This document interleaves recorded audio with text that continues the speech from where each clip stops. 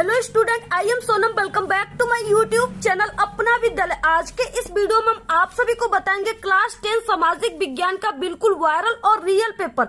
ऐसा ही आएगा आप सभी का 3 मार्च को सामाजिक विज्ञान का पेपर। अगर आप सभी लोग इस पूरे पेपर की तैयारी कर लेते हो तो आप सभी का क्लास 10 सामाजिक विज्ञान में 70 में 70 नंबर बिल्कुल पक्का। ये मेरी 100% गारंटी है। पूरे उत्तर के साथ हम आप सभी को बताएंगे। आप सभी के इस पेपर में क्लास 10 के जितने भी क्वेश्चन आते हैं, यानी कि 4 नंबर 6 नंबर वाले सभी क्वेश्चन के आंसर को हम आप सभी को कॉपी पर लिख करके बहुत ही अच्छे तरीके से समझा कर बताएंगे। और यहाँ पे आप सभी के क्लास 10 सामाजिक विज्ञान के पेपर में ठीक है मानचित्र कार्य कैसे करें, यानी मानचित्र भरने के लिए आता है जो कि 10 नंबर का आता है। तो यहाँ पे हम आप सभी को यहाँ पे जो ये मानचित्र है ठीक है, इसको पूरा मानचित्र हम आप सभी को भर के बताएंगे। और यही मानचित्र आप सभी को क्लास 10 के ठीक है बोर्ड एग्जाम में आप लोग जिस दिन सामाजिक विज्ञान का पेपर दोगे उसके साथ आप सभी को ठीक है, यानी पेपर के साथ आप सभी को ये मानचित्र भी मिलेगा। और ये 10 नंबर का आता है। तो यहाँ पे आपको किस तरह से इसमें भरना है सब कुछ हम आप सभी को बताएंगे। ठीक है, पूरे के पूरे हम आप सभी को उत्तर के साथ बताएंगे। अगर आप लोग इस पूरे पेपर की तैयारी कर लेते हो तो आप सभी लोग 3 मार्च सामाजिक विज्ञान के पेपर में बिल्कुल आग लगा दोगे, धुआं धुआं कर दोगे। आप लोग पूरे के पूरे पेपर को आप लोग छाप कर आओगे। ठीक है, ये मेरी 100% गारंटी, क्योंकि ये जो पेपर है ये बिल्कुल वायरल है, असली पेपर है। बोर्ड का जो आपका पेपर रहेगा सामाजिक विज्ञान का बिल्कुल ऐसा ही रहेगा। ठीक है, यहाँ पे जितने भी इस पेपर में क्वेश्चन है बिल्कुल वायरल क्वेश्चन है। सभी क्वेश्चन आप सभी के बोर्ड के पेपर में पक्का है कि जरूर आएगा। यहाँ पे देखिए, सबसे पहले आप सभी को अपनी बोर्ड के पेपर में यहाँ पे अपनी 10 अंकों का अनुक्रमांक लिखना है। ठीक है, रोल नंबर लिखना है और यहाँ पे आप लोग अपनी नाम लिख दीजिएगा। इसके बाद यहाँ पे देखिए, जो आप सभी को क्लास 10 सामाजिक विज्ञान का जो 3 मार्च को आपको पेपर मिलेगा ठीक है, जो उसमें संकेत रहेगा यानी जो संकेतांक रहेगा वो 824 DZ रहेगा। ठीक है, यही संकेतांक रहेगा बिल्कुल। इसके बाद देखिए, जो आपका क्लास 10 सामाजिक विज्ञान है ये पूर्णांक 70 का है। ठीक है, इसके बाद इसमें आपको समय जो मिलेगा वो 3 घंटे 15 मिनट का समय मिलेगा। इसके बाद देखिए, यहाँ पे देखिए सबसे पहले हम आप सभी को ठीक है यहाँ पे निर्देश दिया हुआ है। आपके पेपर में आपको निर्देश जरूर पढ़ना है। ठीक है, इसके बाद देखिए यहाँ पे निर्देश में पहला दिया कि आपको सभी प्रश्न बिल्कुल करना अनिवार्य है। और यहाँ पे जो 3 घंटे 15 मिनट का समय है, इसमें 15 मिनट का जो समय है आप सभी को इस पूरे प्रश्न पत्र को पढ़ने के लिए निर्धारित किया गया है। ठीक है, तो यहाँ पे देखिए आप सभी को इस पूरे प्रश्न पत्र को 15 मिनट जरूर पढ़ना है। और यहाँ पे क्या है कि यह प्रश्न पत्र जो है वो 2 खंडों में बटा हुआ है। पहला अ खंड है, दूसरा ब खंड है। ठीक है, यहाँ पे देखिए नेक्स्ट है यहाँ पे कि खंड अ में जो है वो 20 बहुविकल्पी क्वेश्चन दिया हुआ है, जिसका आंसर आप सभी को ठीक है OMR सीट पे यानी इस आंसर सीट पे आप सभी को लिखना है। किस तरह से सब कुछ हम आप सभी को भरकर बताएंगे। नेक्स्ट है यहाँ पे देखिए आप सभी को यानी कि जो OMR सीट है उसपे कहीं पर भी आप सभी को व्हाइटनर का यूज नहीं करना है, नहीं इरेजर का यूज करना है, नहीं आप सभी को कटपीट करना है। इसके बाद देखिए खंड जो ब है उसमें 50 अंकों का दिया हुआ है क्वेश्चन वर्णनात्मक प्रश्न। ठीक है, अब आप सभी के एग्जाम में इस बार वर्णनात्मक प्रश्न आएंगे। यहाँ पे वर्णनात्मक प्रश्न 1 है और यहाँ पे वर्णनात्मक प्रश्न 2 है। ठीक है, एक जो है इसमें 4 नंबर वाले क्वेश्चन है और 2 जो है इसमें 6 नंबर वाले क्वेश्चन है। इसके साथ साथ आप सभी के क्लास 10 सामाजिक विज्ञान में मानचित्र संबंधित प्रश्न आएंगे। 2 प्रश्न आएंगे। ठीक है, यानी पहला और दूसरा आएगा। इसमें यानी क ख ग 5 तक 5 प्रश्न दिए रहेंगे और इसमें भी क ख ग यानी 5 प्रश्न। ठीक है, 10 नंबर का ये क्वेश्चन मानचित्र वाला आएगा। इसके बाद देखिए इसमें क्या है कि सभी क्वेश्चन बिल्कुल अनिवार्य है।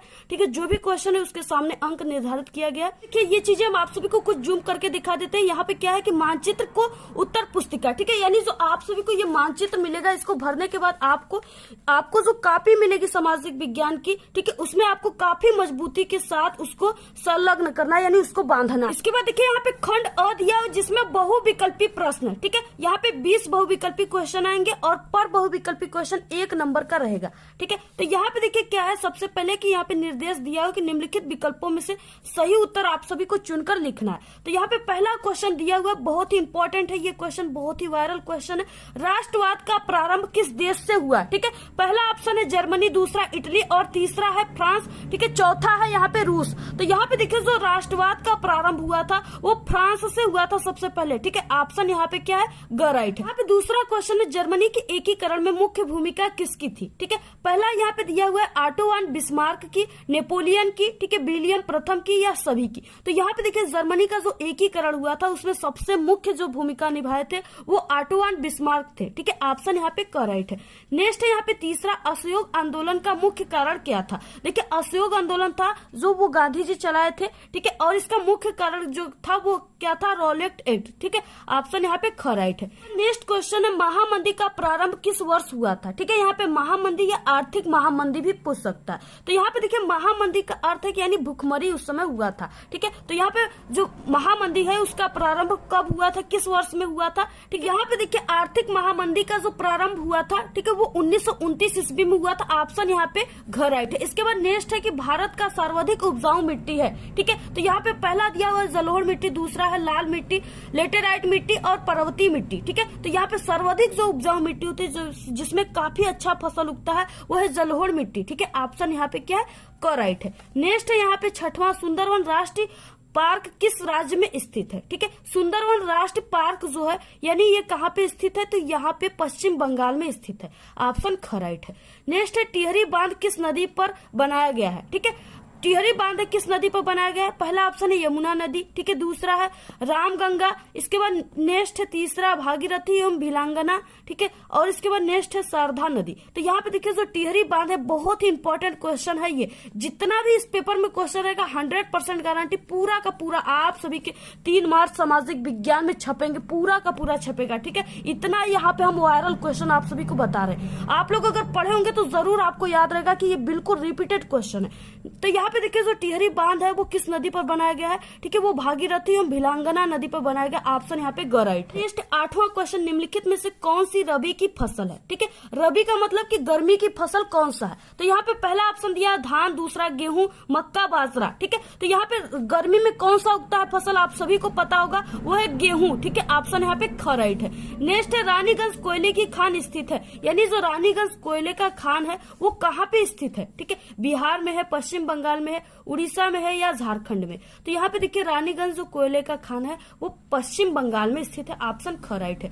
नेक्स्ट है सार्वजनिक वितरण प्रणाली का क्या तात्पर्य है। ठीक है, अब देखिए यहाँ पे सार्वजनिक वितरण प्रणाली क्या होता है, यानी आप सभी लोग को पता होगा जो राशन मिलता है जो सरकार के द्वारा, ठीक है, यानी खाद्य पदार्थ गेहूं चावल दिए जाते हैं। ठीक है, उसी को कहते हैं सार्वजनिक वितरण प्रणाली, यानी वो सबको मिलता है। ठीक है, तो यहाँ पे उसका क्या अर्थ है, यानी वो चीजें आप सभी को महंगे मिलते हैं या सस्ते मिलते हैं। देखिए जो सरकार के द्वारा महीने में 1 या 2 बार राशन मिलते हैं, ठीक है, वो राशन आपको काफी सस्ते मिलते हैं। जैसे मार्केट में, ठीक है, वो गेहूं और चावल जो होते हैं वो 17 रुपए 20 रुपए किलो मिलेंगे, तो जो सरकार होता है वो 2 रुपए 3 रुपए किलो देता है। ठीक है, तो वो यानी कि जो खाद्य पदार्थ है यानी जो सार्वजनिक वितरण प्रणाली है, जो राशन है वो क्या है, बहुत ही उसका काम जो मूल्य है वो बहुत ही कम है। ठीक है, तो यहाँ पे क्या हो जाएगा, ऑप्शन घ राइट है, यानी आवश्यक वस्तुओं की कम मूल्य पर उपलब्धता होना ही सार्वजनिक वितरण प्रणाली का तात्पर्य है। ठीक है, यहाँ पे 10वें का घ राइट है।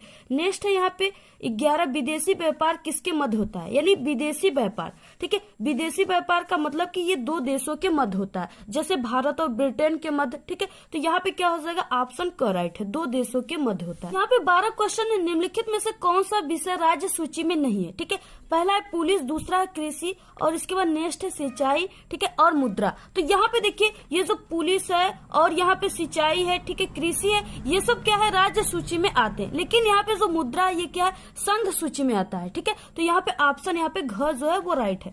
इसके बाद नेक्स्ट है भारत में पंचायती राज्य की स्थापना कब हुई थी, या पंचायती राज्य व्यवस्था की स्थापना कब हुई थी। ठीक है, तो यहाँ पे देखिए जो पंचायती राज्य व्यवस्था की स्थापना हुई थी भारत में वो 2 अक्टूबर 1959 ईस्वी में हुआ था। ठीक है, ऑप्शन यहाँ पे ख राइट है।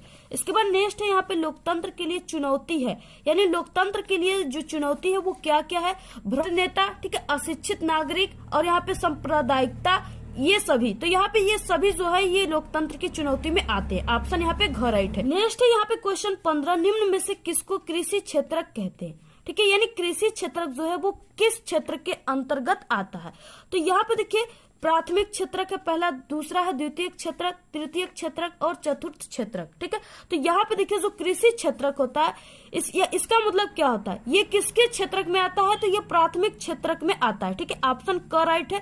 इसका मतलब देखिए प्राथमिक क्षेत्रक में वो चीजें आती है जो सीधे प्राकृतिक से जुड़ी होती है। ठीक है, जैसे कृषि हो गया, वन हो गए, मछलियां पकड़ना हो गया, ये सब क्या है सीधे कृषि से जुड़ा हुआ है, इसलिए इसको प्राथमिक क्षेत्र में रखते हैं। ठीक है, तो यहाँ पे ऑप्शन क राइट है। नेक्स्ट है यहाँ पे विश्व व्यापार संगठन की स्थापना निम्न में से किस वर्ष हुआ था। ठीक है, तो यहाँ पे देखिए वर्ष 1986 ईस्वी में, वर्ष 1995 में, कि यहाँ पे 2001 में, 2004 में। ठीक है, तो यहाँ पे देखिए विश्व व्यापार संगठन जो है इसका स्थापना 1995 ईस्वी में हुआ था। ऑप्शन ख राइट है। नेक्स्ट, एक मार्ग किन वस्तुओं के लिए प्रमाणित चिन्ह है? ठीक है, एक मार्ग जो है ये किन वस्तुओं के लिए प्रमाणित चिन्ह है? तो यहाँ पे खाद्य पदार्थ, जितने भी खाद्य पदार्थ होंगे उसमें ये एक मार्ग का चिन्ह आप सभी को जरूर दिखेगा। ठीक है, तो यहाँ पे ऑप्शन ग राइट है। नेक्स्ट है यहाँ पे 18, वंदे मातरम गीत के रचयिता कौन है? ठीक है, अब देखिए इस क्वेश्चन में आपको बहुत ही कंफ्यूजन होगा और ऐसे ही क्वेश्चन आप सभी के बोर्ड के पेपर में आते हैं। अब देखिए वंदे मातरम गीत के रचयिता कौन है? तो यहाँ पे पहला रविंद्रनाथ टैगोर, ठीक है, सोहनलाल द्विवेदी, बंकिम चंद्र चटर्जी, रामधारी सिंह दिनकर। अब आप सभी लोग क्या करोगे, आप लोग सोचोगे कि यहाँ पे ऑप्शन क यानी रविंद्रनाथ टैगोर रहेंगे, लेकिन यहाँ पे ये नहीं है। ठीक है, ये गलत है। जो यहाँ पे वंदे मातरम गीत के रचयिता है वो बंकिम चंद्र चटर्जी है। ऑप्शन यहाँ पे ग राइट है। ठीक है, नेक्स्ट है यहाँ पे क्वेश्चन 19, भारतीय राष्ट्रीय कांग्रेस ने पूर्ण स्वराज प्राप्त करने का लक्ष्य कब घोषित किया? ये देखिए क्वेश्चन बहुत ही इंपॉर्टेंट है और ये आप सभी के मानचित्र संबंधित क्वेश्चन भी है। ऐसे क्वेश्चन आप सभी के मानचित्र में भी आते हैं। तो यहाँ पे देखिए जो भारतीय राष्ट्रीय कांग्रेस है यानी इसने पूर्ण स्वराज जो है वो कब प्राप्त किया था? तो यहाँ पे इसका आंसर हो जाएगा 1929 ईस्वी में। ठीक है, और यहाँ पे अगर कहता है कि भारतीय राष्ट्रीय कांग्रेस की स्थापना कब हुई थी, ठीक है, तो वो 1885 ईस्वी में हुई थी। ये भी इंपॉर्टेंट क्वेश्चन है और ये भी इंपॉर्टेंट है, आप लोग इसको तैयार रखिए। नेक्स्ट है 20वां क्वेश्चन, निम्नलिखित में से संचार का माध्यम कौन सा है? संचार का मतलब कि यानी दूरदर्शन का, ठीक है, जिससे आप सभी लोग एक स्थान से दूसरे स्थान पे आसानी से किसी भी सूचना को प्राप्त कर लेते हो, उसी को संचार कहते हैं। तो वो कौन सा है? यहाँ पे दूरदर्शन है। ठीक है, तो यहाँ पे हो जाएगा 20वें का ग राइट है। यहाँ पे ये 20 बहुविकल्पी क्वेश्चन थे। ठीक है, बहुत ही इंपॉर्टेंट, सभी को आप लोग तैयार कर लीजिए। अगर आप लोग 20 सही करते हो तो आपको प्लस एक नंबर यानी पूरे पर आपको एक नंबर मिलेगा। 20 नंबर का ये क्वेश्चन आप सभी के एग्जाम में आएगा। इसके बाद देखिए नेक्स्ट आप सभी के पेपर में यहाँ पे खंड ब है। खंड ब जो है यहाँ पे 50 अंक का है। ठीक है, यानी बहुविकल्पी 20 अंक का था और यहाँ पे 50 अंक का, ये टोटल हो गया 70 अंक। ठीक है, तो यहाँ पे देखिए खंड ब में जो है आप सभी का वर्णनात्मक प्रश्न पहला दिया हुआ है। ठीक है, इसमें क्या आप सभी को उत्तर लिखना है और ये उत्तर आप सभी का कम से कम यानी कि 80 शब्दों में होना चाहिए। 80 शब्द का मतलब आप सभी को 1.5 पेज लिखना है। इसका आंसर कितना लिखना है? 1 से आपको 1.5 पेज लिखना है, इससे थोड़ा भी आपको कम नहीं लिखना है। इसके बाद देखिए यहाँ पे पहला इसमें क्वेश्चन क्या है और इसका आंसर आप सभी को किस तरह से लिखना है अपने बोर्ड एग्जाम की कॉपी। पहला क्वेश्चन है फ्रांस की क्रांति कब शुरू हुई? ठीक है, उसका मुख्य कारण क्या था? ये क्वेश्चन 4 नंबर का है। यहाँ पे देखिए 2 क्वेश्चन इसमें, पहले आपको बहुत ही अच्छे तरीके से क्वेश्चन को पढ़ना है कि इस क्वेश्चन में कितने क्वेश्चन दिए हुए। ठीक है, पहला क्वेश्चन यहाँ पे फ्रांस की क्रांति कब शुरू हुई, इसका आंसर आपको लिखना है। दूसरा है इसका कारण, तो आपको कारण हेडिंग डालकर किस तरह से लिखना, सब कुछ हम आपको अभी लिख करके बताएंगे। और देखिए आप सभी को 2 क्वेश्चन है, दोनों का आंसर लिखोगे तभी आप सभी को 4 नंबर मिलेंगे, यानी 2 नंबर आप सभी को पहले क्वेश्चन पे और 2 नंबर दूसरे पे, टोटल 4 नंबर आपको मिलेंगे। अब देखिए इसका आंसर आपको लिखना किस तरह से अपनी बोर्ड एग्जाम की कॉपी में, जिसे देखकर टीचर आपको पूरे के पूरे 70 में 70 नंबर सामाजिक विज्ञान में दे, आपका एक भी नंबर कहीं से भी न। यहाँ पे देखिए सबसे पहले आपको इस क्वेश्चन का आंसर लिखने से पहले आपको सबसे पहले खंड ब लिखना है। आपको अपनी कॉपी के ऊपरी सिरे पे यहाँ पे आपको लिखना है खंड ब और इसके बाद यहाँ पे वर्णनात्मक प्रश्न 1 आपको यहाँ पे लिख देना है। तो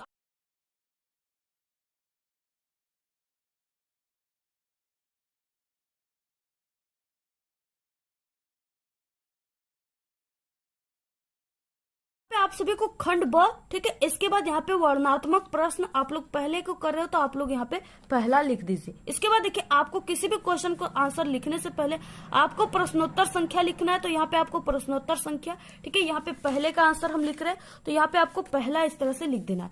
इसके बाद देखिए आप सभी को यानी कि जो सोशल साइंस है, सामाजिक विज्ञान, इसमें आपको कैसे लिखने पर टीचर नंबर देते हैं। ठीक है, लिखने का सही तरीका क्या होता है, तो यहाँ पे देखिए जिससे यहाँ पे पहला दिया हुआ फ्रांस की क्रांति कब शुरू हुआ, उसका मुख्य कारण क्या था। तो यहाँ पे आपको सबसे पहले इसी क्वेश्चन में से ही हेडिंग बनाना है और हेडिंग डालना है। इस तरह से आपको फ्रांस की क्रांति, ठीक है, इसलिए इसका आंसर क्या हो जाएगा, फ्रांस की क्रांति 5 मई, ठीक है, 1789 ईस्वी में लुई 16वें के शासनकाल में हुई। अब यहाँ पे देखिए जो मेन है चीजें है उसको आपको ब्लैक पेन से इस तरह से, अगर आपके पास टाइम है तो आप लोग इस तरह से लिख सकते हो। ठीक है, इसके बाद देखिए यहाँ पे अब इसमें क्वेश्चन में दूसरा क्या था, कारण। आपको इतना लिखने पर आपको 2 नंबर मिल जाएगा। इसके बाद इसका कारण आपको लिखना है। ठीक है, तो यहाँ पे आपको कारण हेडिंग डाल देना है। तो यहाँ पे देखिए फ्रांस की क्रांति के प्रमुख कारण जो है वो निम्नलिखित है। यहाँ पे पहला कारण जो है वो दोष युक्त शासन व्यवस्था। ठीक है, जो फ्रांस की यहाँ पे शासन व्यवस्था थी वो काफी दोष युक्त थी, उसमें काफी दोष पाए गए। तो यहाँ पे इसमें आपको हेडिंग डालना है। इसके बाद देखिए यहाँ पे क्या हो जाएगा इसका आंसर, फ्रांस की क्रांति का प्रमुख कारण वहां की दोषपूर्ण शासन व्यवस्था थी। ठीक है, लुई 16वें की यानी लुई 16वां जो था वहां का राजा था। ठीक है, लुई 16वें की फिजूल खर्ची, वो क्या करता था, काफी ज्यादा खर्च करता था अपनी परिवार में। ठीक है, बहुत ही फिजूल खर्ची करता था। तो यहाँ पे क्या हो गया, फिजूल खर्ची से राज्य कोष जो था वो खाली हो गया था, बिल्कुल पैसे की आर्थिक तंगी आ गई थी। ठीक है, ऐसी स्थिति में शासन ने जनता पर कर भार यानी कर लगाना, ठीक है, यानी किसी भी वस्तु पर कर लगाना, कर को बढ़ा दिया, बढ़ाने के लिए नए कर को लगाने का प्रस्ताव किया, जिसका जनता ने काफी, ठीक है, जनता में क्या हो गया, जनता ने इसका काफी ज्यादा विरोध किया, क्योंकि जहाँ पे भी कर लगेगा वहाँ पे विरोध जरूर होता है। तो यहाँ पे जनता ने उसका काफी ज्यादा विरोध किया। राज्य स्वयं अपने अधिकारों द्वारा, ठीक है, कर वसूल नहीं करता था, यानी जो राज्य था, शासन जो था, वहाँ के राजा थे, वो क्या करते थे, वो स्वयं कर नहीं वसूल करते थे, दूसरे से यानी अपना कर उछलवाते थे सभी जनता से। ठीक है, तो यह अधिकार सबसे अधिक बोली देने वाले व्यक्ति को दिया जाता था। ठीक है, यानी जो वहाँ का राजा था वो क्या करता था, ये कर वसूलने का कार्य, ठीक है, वही व्यक्ति करता था जो अधिक बोली देने वाला था। ठीक है, इससे क्या हुआ कि जिससे फ्रांस के लोगों के अंदर असंतोष की भावना जो है वो प्रबल हो गया। ठीक है, यानी असंतोषजनक भावना जो है वो प्रबल हो गया, विरोध करना फ्रांस के लोग इसकी चालू कर दिए। इस स्थिति से फ्रांस की तत्कालीन आर्थिक स्थिति जो है वो क्रांति का एक प्रमुख कारण बन गया। अब देखिए आर्थिक स्थिति आ गई, ठीक है, फ्रांस के जो जनता थे उनके अंदर असंतोष की भावना आ गई और उनके द्वारा विरोध किया जाने लगा। इससे क्या होता है कि एक क्रांति का रूप धारण हो जाता है। इस कारण से फ्रांस में क्रांति की जो कारण है वो बन गई। ठीक है, और क्रांति हो गई।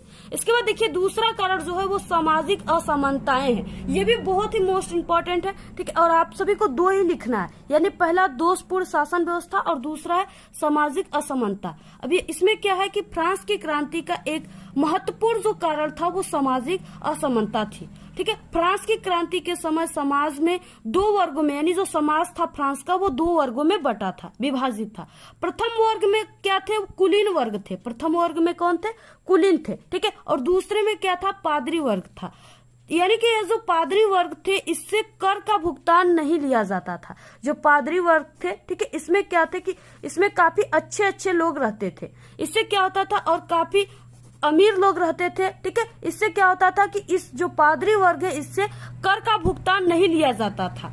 और यहाँ पे जबकि दूसरा वर्ग यानी जो कुलीन वर्ग है इसमें क्या थे, इसमें गरीब लोग थे, किसान थे, श्रमिक थे, मजदूर थे। ठीक है, इससे क्या होता था कि इन लोगों से अत्यधिक कर लिया जाता था और भुगतान कराया जाता था। ठीक है, उनकी सामाजिक स्थिति भी ठीक नहीं थी। जो श्रमिक थे, किसान थे, उनकी सामाजिक स्थिति कैसे ठीक रहेगी, उनको तो हमेशा पैसे की तंगी रहती, आर्थिक स्थिति उनकी बिल्कुल खराब रहती।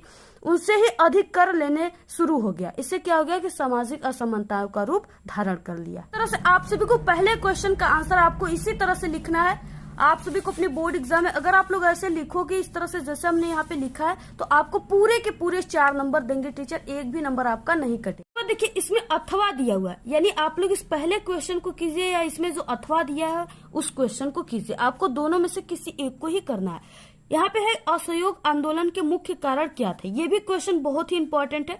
और यहाँ पे देखिए ये वर्णनात्मक प्रश्न एक यानी 4 नंबर में भी आएगा ये क्वेश्चन, और ये क्वेश्चन जो है ये इतना इंपॉर्टेंट है, ये आपके 6 नंबर में भी ये क्वेश्चन आएगा।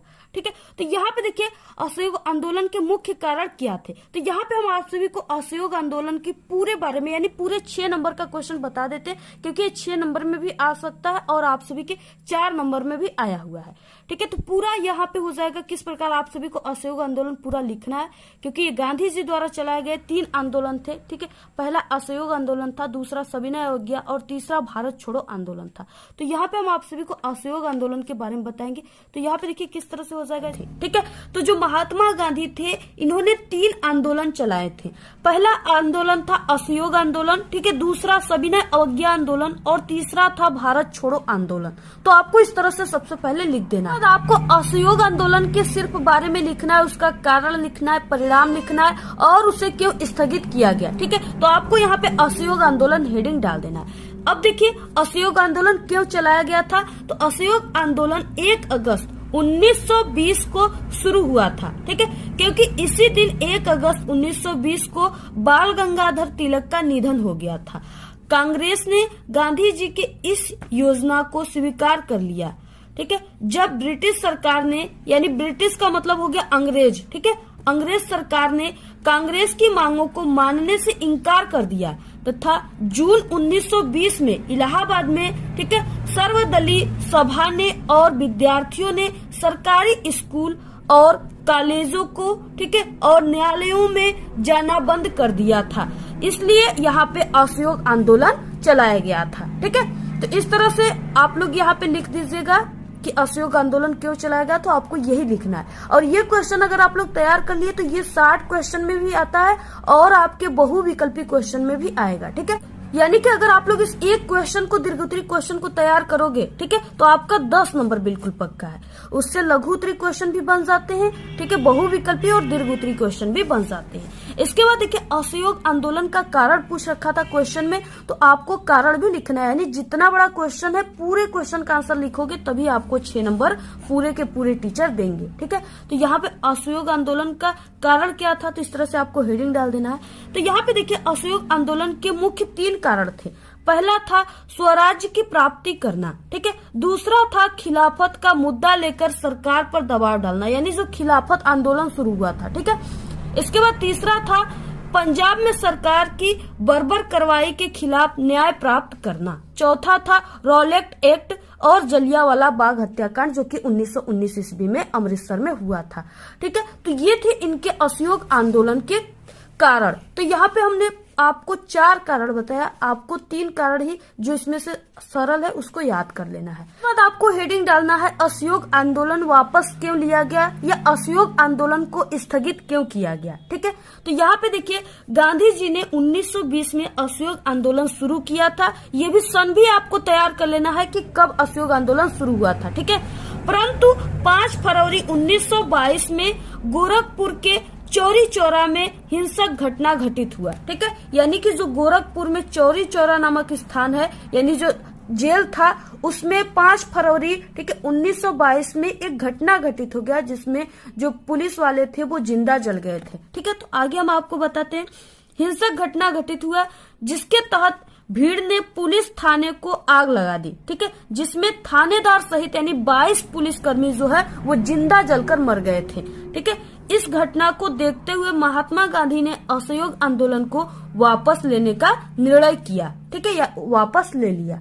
तो इस कारण से जो महात्मा गांधी थे वो अपने इस असहयोग आंदोलन को स्थगित कर दिए थे, यानी वापस ले लिए थे, क्योंकि इसमें पुलिस वाले क्या हुए थे, जलकर मर गए थे, इस कारण से। इसके बाद देखिए असहयोग आंदोलन का परिणाम क्या था, ये बहुत ही इंपॉर्टेंट है, ठीक है। आपके लघुत्तरी क्वेश्चन में भी पूछ लेता है कि असहयोग आंदोलन का परिणाम क्या था, तो अगर आप लोग को तैयार रहेगा तभी आप लोग लिख पाओगे। तो यहाँ पे देखिए असहयोग आंदोलन का परिणाम क्या था। इससे पहले हम आपको बता दें कि अगर आपको इतनी बड़ी क्वेश्चन नहीं याद होती है, तो अगर आपको इस टॉपिक पे वीडियो चाहिए कि सामाजिक विज्ञान में दीर्घोत्तरी क्वेश्चन को या लघुत्तरी क्वेश्चन को ट्रिक से कैसे लिखे, तो आप लोग जरूर कमेंट कीजिएगा, हम आपको तुरंत वीडियो प्रोवाइड करा देंगे, ठीक है। तो यहाँ पे देखिए असहयोग आंदोलन का परिणाम क्या था।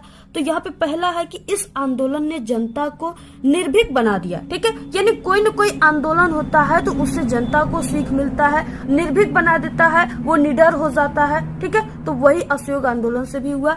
नेक्स्ट दूसरा, असहयोग आंदोलन के माध्यम से गांधी जी ने राष्ट्रीय आंदोलन को जन आंदोलन में परिवर्तन किया, यानी जो राष्ट्रीय आंदोलन था, ठीक है, इस आंदोलन के होने के बाद वो आंदोलन जन आंदोलन में परिवर्तन हो गया, यानी जन आंदोलन का मतलब कि जनता के आंदोलन में परिवर्तन हो गया, ठीक है।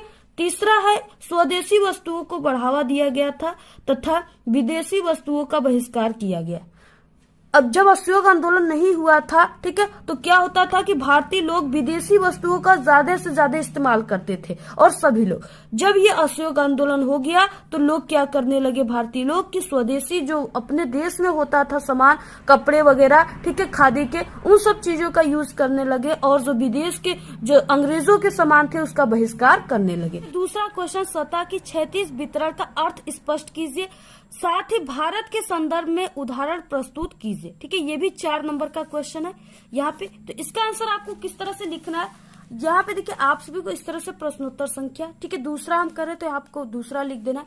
इसके बाद देखिए यहाँ पे सतह की क्षैतिज वितरण, यानी जो आप सभी का क्वेश्चन में दिया उसी को आपको आगे का जो लाइन है यहाँ पे हेडिंग के रूप में लिख देना है। तो यहाँ पे इसमें पहला क्या हो जाएगा, जब शासन के विभिन्न अंग जैसे विधायिका, कार्यपालिका और न्यायपालिका के बीच, ठीक है, सत्ता के बंटवारे की व्यवस्था हो तब इसे सत्ता का क्षैतिज वितरण कहते हैं। ठीक है, ये आप सभी का जो नागरिक शास्त्र है उस पार्ट से ये क्वेश्चन है। इसके बाद इसमें दूसरा क्या, अब देखिए आपको एक लाइन यहाँ पे गैप देने के बाद यहाँ पे आपको दूसरा लिखना है। यहाँ पे दूसरा क्या है, भारत में राष्ट्रपति और मंत्रिपरिषद कार्यपालिका के रूप में कार्य करते हैं। ठीक है, वैसे ही संघ विधायिका तथा सर्वोच्च न्यायालय न्यायपालिका के भाग होते हैं। इनके बीच शक्तियों का जो विभाजन होता है, ठीक है, वो ताकि कोई भी सत्ता का असीमित उपयोग न करे। यानी यहाँ पे जो सर्वोच्च न्यायालय है, न्यायपालिका है, ठीक है, मंत्रिपरिषद है, कार्यपालिका, इस समय क्या होता है कि शक्तियों का विभाजन होता है। ठीक है, यानी कि प्रधानमंत्री को दूसरा शक्ति मिला हुआ है, ठीक है, राष्ट्रपति को दूसरा शक्ति मिला हुआ है, यानी इस तरह से शक्तियों का इसमें क्या किया गया है, विभाजन किया गया है। इससे अगर आप सभी लोग, यानी कि अगर प्रधानमंत्री को ज्यादा शक्ति दे दिया जाए तो वो राष्ट्रपति को भी उड़ा देंगे। इसलिए क्या है कि दोनों लोगों को, यानी शक्तियों का जो है वो विभाजन किया गया है। ठीक है, प्रधानमंत्री को कुछ शक्ति दिए गए हैं, राष्ट्रपति को उनसे भी अधिक दिए गए हैं। इस तरह से क्या है कि यहाँ पे, ठीक है, ताकि कोई भी जो शक्ति है उसका असीमित जो है उसका उपयोग न करे, इसलिए शक्तियों का विभाजन किया गया। नेक्स्ट है यहाँ पे तीसरा, हर अंग एक दूसरे पर अंकुश रखता है। ठीक है, अंकुश का मतलब कि यहाँ पे दबाव रखता है, ध्यान देता है। ठीक है, यहाँ पे क्या है, जैसे भारतीय न्यायपालिका विधायिका और कार्यपालिका न्यायपालिका के, ठीक है, कार्यों पर क्या करती है, अंकुश रखती है। ठीक है, इसके बाद इसका आगे का आंसर क्या हो जाएगा, अंकुश रखती है। और विधायिका और कार्यपालिका न्यायपालिका के इस प्रकार वे शक्ति को संतुलित रखते हैं। ठीक है, अंकुश रखता है तभी क्या होता है कि ये सब अपनी अपनी शक्तियों को संतुलित में रखते हैं। ठीक है, इसी में दूसरे का अथवा वाला क्वेश्चन दिया। देखिए आपको हम सभी आंसर बता रहे, इतना मेहनत करे, अंगुलियों में छाले पड़ गए, इतना हम आप सभी लोगों के लिए मेहनत करें, तो आप लोग इस वीडियो को अपने सभी दोस्तों में, ठीक है, व्हाट्सएप ग्रुप पे जरूर शेयर कीजिएगा आप लोग। तो यहाँ पे देखिए नेक्स्ट है, यहाँ पे क्या है, दूसरे का अथवा वाला क्वेश्चन है। ठीक है, भूक्षरण रोकने के लिए कोई 3 उपाय को सुझाइए। भूक्षरण का मतलब यानी मृदा अपरदन को रोकने के लिए। ठीक है, मृदा अपरदन का मतलब क्या हो गया, जैसे कि क्या होता है कि जब बारिश का मौसम आता है, ठीक है, बरसात का, तो क्या होता है कि जो मिट्टियां खेत की होती है वो एक स्थान से बह करके दूसरे स्थान पे चली जाती हैं। ठीक है, इससे क्या होता है कि वहां पे की जो मिट्टियां है, उस खेत की जो मिट्टियां है, उसका अस्तित्व जो होता है वो नष्ट हो जाता है। ठीक है, जितने भी उसमें उर्वरक पाए जाते हैं सभी नष्ट हो जाते हैं। तो उसी को रोकने के लिए आप सभी को कौन से उपाय करना है, यहाँ पे 3 उपाय को आपको सुझाना है, यानी लिखना है। ये भी 4 नंबर का क्वेश्चन है। तो आपको किस तरह से लिखना है कि प्रश्नोत्तर संख्या तीसरा, ठीक है, उत्तर में क्या हो जाएगा, मृदा अपरदन अथवा भूक्षरण को रोकने के लिए निम्न उपाय किए जा सकते हैं। पहला उपाय क्या है, यहाँ पे पहला उपाय देखिए बहुत ही सरल क्वेश्चन है और ये क्वेश्चन जरूर आएगा, हर साल आपके एग्जाम में आता है। ठीक है, तो यहाँ पे क्या है, पहला यहाँ पे पॉइंट 1 लगाना, यानी वृक्षों को लगाना, पेड़ पौधों को लगाना। ठीक है, इससे क्या होगा कि वृक्षों की जो जड़ें होती हैं, ठीक है, जो वृक्ष में कई जड़ें होते हैं, उसी जड़ों के माध्यम से ही तो वृक्ष खड़ा होता है, नहीं तो कब लड़खड़ा कर गिर जाएगा। ठीक है, तो यहाँ पे क्या हो जाएगा, वृक्षों की जो जड़ें होती हैं वो मिट्टियों के कणों को क्या करती, आपस में जकड़े रहती है, काफी जकड़े रहती है कि हाँ तुम कहीं नहीं जा पाओगे, बिल्कुल अपने स्थान पे इस तरह से खड़े रहोगे।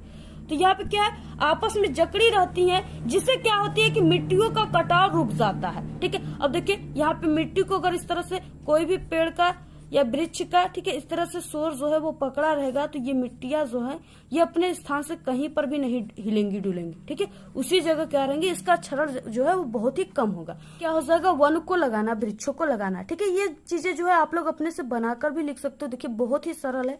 ठीक है, आप लोग इसको दैनिक जीवन में डेली देख रहे हो, पेड़ पौधे, आप सभी लोग खेती बाड़ी आपके घर होता होगा तो आप लोग ये भी जानते होंगे।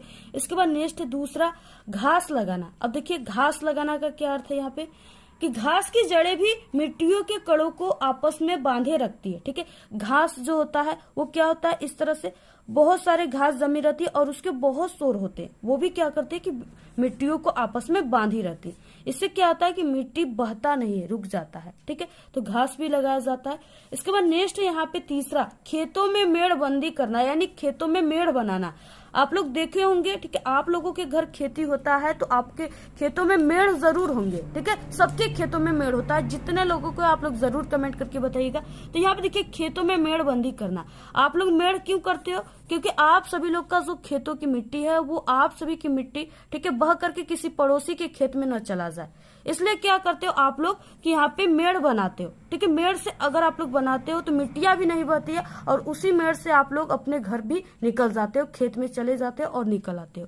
तो यहाँ पे क्या है, खेतों के चारों ओर मेड़ बंदी करवा कर भी मिट्टी के कटाव को रोका जा सकता है। ठीक है, मेड़ लगा अगर बनाओगे तो उससे काफी ज्यादा मिट्टियां जो है वो कटती नहीं है, रुकी जाती है। तो आप लोग इस उपाय को भी, यानी यहाँ पे मृदा भू क्षरण को रोकने के लिए आप लोग इन तीनों उपायों को, और इसके साथ साथ यहाँ पे एक उपाय और है। ठीक है, सीढ़ी नुमा खेत बनाना, चौथा उपाय, 4 नंबर का। तो आप लोग, ठीक है, 3 की जगह आप लोग 4 लिख दोगे उपाय, तब भी सही रहेगा, आपको और भी अच्छे नंबर मिल जाएंगे। तो यहाँ पे सीढ़ी नुमा खेत का बनाना। अब देखिए, सीढ़ी नुमा खेत जो है वो कहाँ पे बनता है? तो ये पहाड़ी क्षेत्रों में बनता है। ठीक है, जैसे चाय की जो खेती होती है वो क्या होता है, ढलानों पे होता है।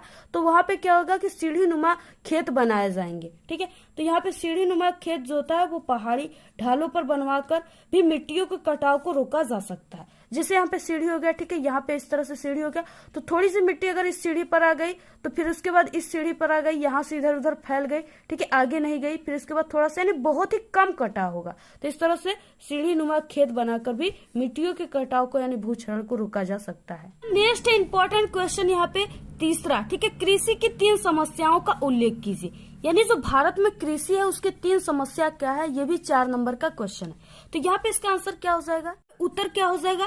भारतीय कृषि की 3 जो विशेषताएं हैं वो निम्न प्रकार है। ठीक है, पहला है यहाँ पे उर्वरक और रासायनिक खाद्य का प्रयोग न करने के कारण भूमि की उत्पादकता जो है वो कम तथा फसल उत्पादन जो है वो भी कम हो जाता है। यहाँ पे क्या है कि देखिए, उर्वरक और रासायनिक खाद, इस समय क्या है कि अत्यधिक जो है उर्वरक और रासायनिक खाद का यूज हो रहा है। ठीक है, किसान कर रहे हैं।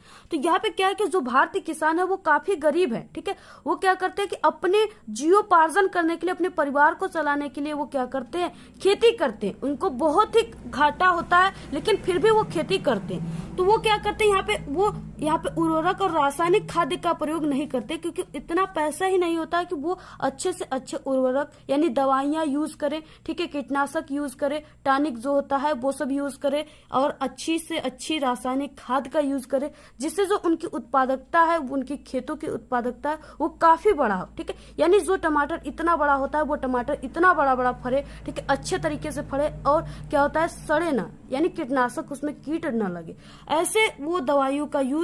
इतना पैसा उस किसान के पास नहीं होता है, भारतीय किसान के पास, जो इतने अच्छे अच्छे उर्वरक और रासायनिक खाद का यूज करके अपनी खेतों की उत्पादकता को बढ़ाए।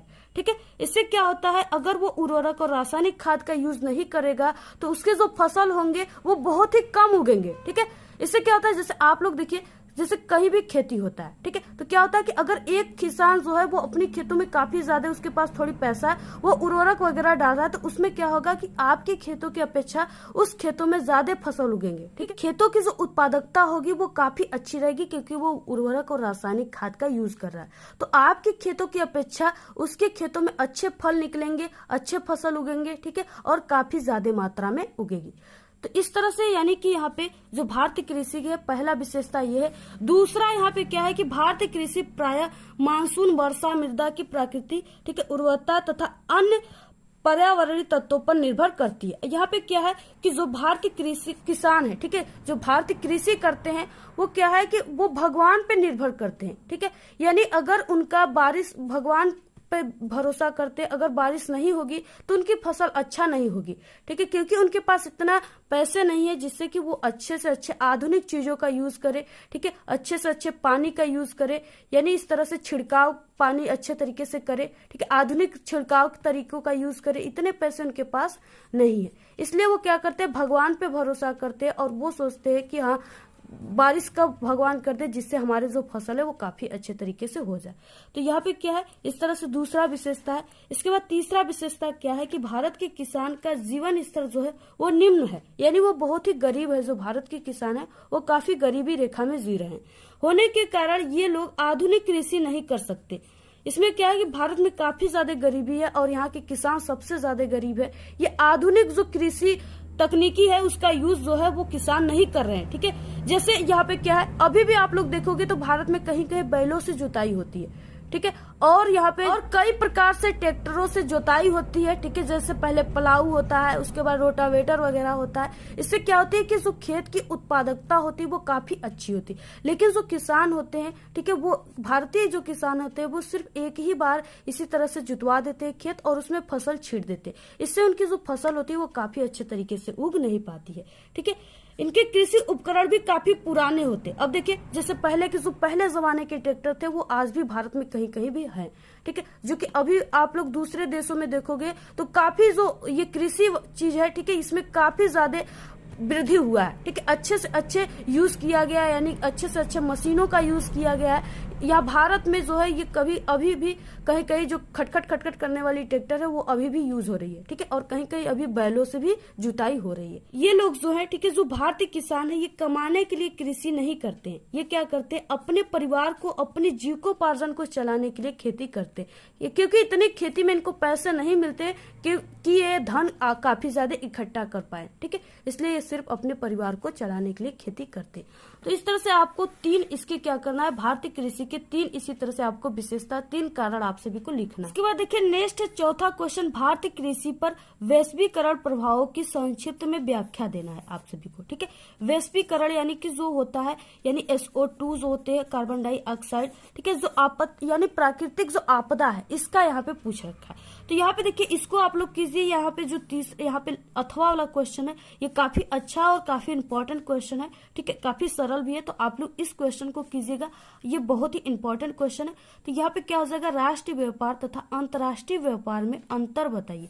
तो ये भी 4 नंबर का। अब देखिए आप सभी को अंतर किस तरह से अपनी बोर्ड एग्जाम में लिखना है, जिसे आपको टीचर पूरे के पूरे 4 नंबर दे। देखिए प्रश्नोत्तर संख्या 4, ठीक है, यहाँ पे अथवा वाला क्वेश्चन है, तो आप लोग इस तरह से अथवा यहाँ पे लिख सकते हो, नहीं लिखोगे फिर भी ये चलेगा। इसके बाद देखिए यहाँ पे उत्तर में क्या हो जाएगा, राष्ट्रीय व्यापार तथा अंतर्राष्ट्रीय व्यापार में निम्नलिखित अंतर है। पहले आपको ये चीजें लिखना है। इसके बाद देखिए यहाँ पे राष्ट्रीय व्यापार आपको एक तरफ यानी इस तरह से यहाँ पे आपको राष्ट्रीय व्यापार लिखना है और दूसरी तरफ आपको अंतर्राष्ट्रीय व्यापार लिखना है और यहाँ पे आपको लाइनिंग कर देना है, ठीक है। यानी जैसे यहाँ पे लिखे अंतर आपको उसी तरह से लिखना है, तभी आपको नंबर मिलेंगे। इसमें पहला क्या है, यानी राष्ट्रीय व्यापार क्या है, इसमें क्या है, पहला कि इस प्रकार का व्यापार जो है वो देश के अंदर ही होता है, ठीक है, जैसे राज्यों के बीच व्यापार। अब देखिए जो राष्ट्रीय व्यापार है यानी ये क्या है, ये क्या है कि अपने, जैसे हमारा भारत देश है, ठीक है, इस भारत में ही ये राष्ट्रीय व्यापार सिर्फ चलेगा। इसी को यानी जो चीजें अपने भारत में एक राज्य से दूसरे राज्य में जा रही है, ठीक है, उसी को कहते हैं यहाँ पे राष्ट्रीय व्यापार। तो यहाँ पे क्या है कि ये राष्ट्रीय व्यापार के अंतर्गत आता है, जो इसी यानी अपने देश में ही वो व्यापार हो रहा है, ठीक है। जैसे देखिए लखनऊ का, ठीक है, कोई भी यानी उत्पाद हो गया, कोई भी सामान हो गए, वो क्या चले गए, जैसे वो गुजरात चले गए, ठीक है। तो ये क्या है, अपने ही भारत में व्यापार हो रहा है, यानी कि यहाँ पे 2 राज्यों के बीच में हो रहा है, तो इसको राष्ट्रीय व्यापार कहते हैं। इसके बाद यहाँ पे अंतर्राष्ट्रीय व्यापार क्या हो जाएगा, यहाँ पे इस प्रकार का व्यापार को यानी कि 2 देशों के बीच में यह व्यापार होता है। जैसे क्या है कि भारत और ब्रिटेन, ठीक है, भारत भी देश है और ब्रिटेन भी देश है, यानी इन दोनों में अगर व्यापार होता है किसी भी वस्तुओं का, ठीक है, यानी लाना निर्यात और निर्यात होता है 2 देशों के बीच में, ठीक है, किसी वस्तुओं का, तो उसको अंतर्राष्ट्रीय व्यापार कहते हैं, यानी वो अंतर्राष्ट्रीय स्तर पे वो व्यापार हो रही है। इसके बाद नेक्स्ट है इसमें दूसरा, यानी यहाँ पे राष्ट्रीय व्यापार के अंतर्गत, ठीक है, इसके अंतर्गत अतिरिक्त उत्पाद एक प्रदेश से दूसरे प्रदेश को भेजा जाता है। यानी कि अगर कोई भी उत्पाद, ठीक है, अपने एक प्रदेश में अधिक हो गए तो वो दूसरे प्रदेश में भेजा जाता है। इसके बाद यहाँ पे क्या है, दूसरे में यहाँ पे अंतर्राष्ट्रीय व्यापार में इसके अंतर्गत यानी अंतर्राष्ट्रीय व्यापार के अंतर्गत क्या है कि इसके अतिरिक्त उत्पाद एक देश से दूसरे देश को भेजा जाता है। कोई भी उत्पाद एक देश से दूसरे देश में भेजा जाता है। बहुत ही सरल है। इसमें सिर्फ जो चीजें यहाँ पे, ठीक है, राष्ट्रीय स्तर पे बोला है, यहाँ पे राज्यों में प्रदेशों के लिए, इसमें आप सभी को यहाँ पे क्या लगा देना है, देशों में लगा देना है, ठीक है। तीसरा हो जाएगा ये प्रादेशिक असंतुलन को मिटाता है, क्योंकि ये प्रदेश में हो रहा है इसलिए ये प्रादेशिक ही असंतुलन को मिटा रहा है। इसके बाद इसमें अंतर्राष्ट्रीय में क्या हो जाएगा, ये देशों के मध्य असंतुलन को मिटा रहा है। ठीक है, देशों के मध्य जो असंतुलन है उसको मिटा रहा है। यहाँ पे नेक्स्ट है चौथा, पंजाब हरियाणा अपने अतिरिक्त गेहूं को अन्य राज्यों में भेजते हैं। ये जो व्यापार है, ठीक है, ये राष्ट्रीय स्तर का व्यापार है, यानी ये राष्ट्रीय व्यापार का उदाहरण है। इसके बाद देखिए अंतर्राष्ट्रीय व्यापार में क्या हो जाएगा, भारत अपना अतिरिक्त लौह इस्पात, ठीक है, लौह अयस्क जो है वो जापान को भेजता है। ये जो व्यापार है ये अंतर्राष्ट्रीय व्यापार के अंतर्गत आता है, उसी का ये उदाहरण है। तो इस तरह से आपको पूरा इसी तरह से अंतर लिखना है, तब जाके आपको पूरे के पूरे 4 नंबर मिलेंगे। इसके बाद देखिए नेक्स्ट क्वेश्चन आ गया वर्णनात्मक प्रश्न। ठीक है, वर्णनात्मक प्रश्न में दूसरा आ गया यहाँ पे, और इसका आंसर आप सभी को यहाँ पे 150 शब्दों में लिखना है। ठीक है, क्योंकि ये क्वेश्चन जो है ये 6 नंबर का है। कितने नंबर का, 6 नंबर का। तो यहाँ पे देखिए 150 का मतलब कि आप सभी को 2.5 पेज लिखना है। कितना लिखना है, 2.5 पेज लिखना है इसका आंसर, तभी आपको पूरे 6 नंबर मिलेंगे इसमें। ठीक है, वर्णनात्मक प्रश्न 2 में यहाँ पे 5वां क्वेश्चन दिया हुआ है, यूरोप में राष्ट्रवाद के उदय में जर्मनी एवं इटली के एकीकरण का योगदान बताइए। ठीक है, अब देखिए आपको इसको किस तरह से इसका पूरा आंसर लिखना है, आपको 2.5 पेज में। ठीक है, तभी आपको पूरे 6 नंबर मिलेंगे। तो यहाँ पे हम आपको पूरा का पूरा लिख करके सभी आंसर बताएंगे। यहाँ पे देखिए पहला क्या हो जाएगा, यूरोप में राष्ट्रीयता की भावना के विकास के कारण यूरोपीय राज्यों का एकीकरण हुआ। ठीक है, यानी इसमें क्या हो गया कि राष्ट्रीय भावना का विकास इस यूरोप में नहीं था, इसी के कारण यहाँ पे क्या हो गया कि यहाँ पे, ठीक है, राष्ट्रीय यानी कि यहाँ पे यूरोपीय राज्यों का एकीकरण हो गया। यानी इसमें क्या था कि इस सिर्फ एक ही राज्य था, तो इसमें क्या हो गया, इसका एकीकरण हो गया। यानी इसमें जितने भी छोटे और बड़े, ठीक है, राष्ट्र थे वो क्या हो गया, उसका उदय हो गया, वो एक अपने अपने में बट गए। ठीक है, इसका कारण यही था, यूरोपीय राष्ट्रीय भावना की विकास करने के लिए यूरोपीय जो राज्य था उसमें एकीकरण हुआ। इसके बाद देखिए इसमें दूसरा है, ये यूरोपीय राष्ट्रवाद का परिणाम था कि 19वीं शताब्दी के अंतिम उत्तरार्ध में, ठीक है, संकीर्ण राष्ट्रवाद का जन्म हुआ। संकीर्ण राष्ट्रवाद के कारण प्रत्येक राष्ट्र की जनता और शासक के लिए, ठीक है, यानी शासक के लिए उनका राष्ट्र ही सब कुछ हो गया। अब देखिए राष्ट्र सब कुछ हो गया तो वो क्या हो गए, वो बिल्कुल स्वतंत्र हो गए। ठीक है, बिल्कुल स्वतंत्र हो गए। ये इसका मतलब क्या है कि इसके लिए वो किसी भी सीमा तक जाने के लिए बिल्कुल तैयार हो गए। अपने पूरे राष्ट्र में वो कहीं भी किसी भी सीमा पे जाने के लिए बिल्कुल तैयार हो गए। इसके बाद देखिए यहाँ पे तीसरा क्या है कि यूरोपीय राष्ट्रवाद के प्रभाव के कारण जर्मनी, ठीक है, इटली जैसे राष्ट्रों में साम्राज्यवादी प्रवृत्तियों का उदय हो गया। इस प्रवृत्ति ने एशियाई एवं अफ्रीका देशों को अपना निशाना बना लिया। ठीक है, काफी शक्तिशाली हो गया, तो हाँ अब निशाना बना दिया, हाँ जहां भी मिलोगे उड़ा देंगे बिल्कुल। ठीक है, तो इस तरह से यानी वो क्या कर दिया, निशाना बना लिया। चौथा क्या हो गया, यूरोपीय राष्ट्रवाद का प्रभाव अफ्रीका एवं एशियाई उपनिवेशों में पड़ा। ठीक है, इन उपनिवेशों में विदेशी शासन से मुक्ति के लिए स्वतंत्रता आंदोलन प्रारंभ हो गया। 19वीं शताब्दी में यूरोपीय महाद्वीप में राष्ट्रवाद की एक लहर चली जिसने यूरोपीय देशों का कायाकल्प कर दिया। ठीक है, यानी पूरा काया ही पलट दिया। जर्मनी, इटली, रोमानिया आदि नवनिर्मित देश कई क्षेत्रों, ठीक है, राज्यों को मिलाकर बने जिनकी राष्ट्रीय पहचान समान थी। यूनान, पोलैंड, बल्गेरिया आदि स्वतंत्र होकर राष्ट्र बन गए। राष्ट्रवादी चेतना का उदय यूरोप में पुनर्जागरण काल से ही शुरू हो गया। ठीक है, यानी फिर से जीवित होना, पुनर्जागरण का मतलब, तो यहाँ पे पुनर्जागरण काल से ही शुरू हो चुका था, परंतु यहाँ पे 1700, ठीक है, 89 ईस्वी में, यानी जब फ्रांस की क्रांति हुई थी 1789 ईस्वी के फ्रांसीसी क्रांति में यह सशक्त रूप लेकर के प्रकट हो गई। ठीक है, बिल्कुल प्रकट हो गई। इसके बाद क्या हो गया, 18वीं सदी में कई देश जैसे जर्मनी, इटली तथा स्विट्जरलैंड आदि उस रूप में नहीं था जैसे कि आज हम इन्हें देखते हैं। ठीक है, 18वीं सदी के मध्य जर्मनी, इटली और स्विट्जरलैंड, ठीक है, राजशाहियों, डचों और कैंटनों में बटे हुए थे। फ्रांसीसी क्रांति से पहले फ्रांस एक ऐसा राज्य था जिनके संपूर्ण भूभाग पर केवल एक निरंकुश राज्य का शासन था।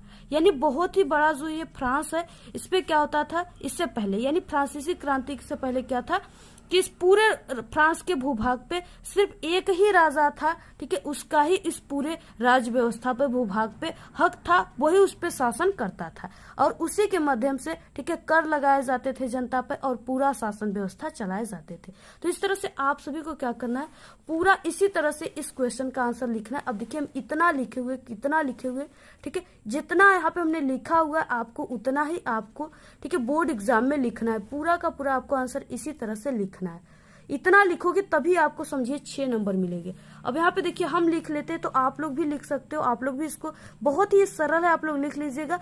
और आप 5वें का अथवा क्वेश्चन दिया हुआ है, ब्रेटन वुड्स ट्यूवन, ठीक है, यानी कि ब्रेटन वुड्स की जुड़वा संतान किन्हें कहा जाता है। तो ये क्वेश्चन यानी इसमें अथवा था, आप लोग इसको कीजिए या इसको कीजिए, दोनों 6 नंबर का है, एक ही करना है, ठीक है। तो आप लोग इसी को कर लीजिए, ये काफी अच्छा है, तो आप लोग इसी को कीजिए। इसका आंसर हम बता दिए आपको, ठीक है। नेक्स्ट है यहाँ पे 6वां क्वेश्चन, भारत में स्थानीय स्वशासन की किन्हीं 3 गुणों एवं समस्याओं का उल्लेख करना है। ये भी 6 नंबर का क्वेश्चन है। नेक्स्ट है यहाँ पे, इसमें अथवा है, सामाजिक विभाजन किस तरह से राजनीतिक को प्रभावित करते हैं, ठीक है। इसका आपको 2 उदाहरण लिखना है, बहुत ही इंपॉर्टेंट है। सभी के आंसर हम आप सभी को दे देंगे और आप लोग प्लेलिस्ट में भी देख सकते हो हमारे चैनल के सामाजिक विज्ञान वाले में। नेक्स्ट क्वेश्चन है 7वां, संसाधन का अर्थ लिखिए। ये क्वेश्चन बहुत ही इंपॉर्टेंट है, ठीक है। एक संसाधन के रूप में भूमि का उपयोग किन उद्देश्यों के लिए किया जाता है, व्याख्या कीजिए। बहुत ही व्यवहारिक क्वेश्चन है, इंटरेस्टिंग, आप लोग लिख सकते हो 6 नंबर में। अथवा है कि भारत में पाई जाने वाली मुख्य फसलों पर एक आपको लेख लिखना है, यानी एक कहानी टाइप का लिख देना है 2.5 पेज में, ठीक है। 6 नंबर मिलेंगे तभी आप सभी को।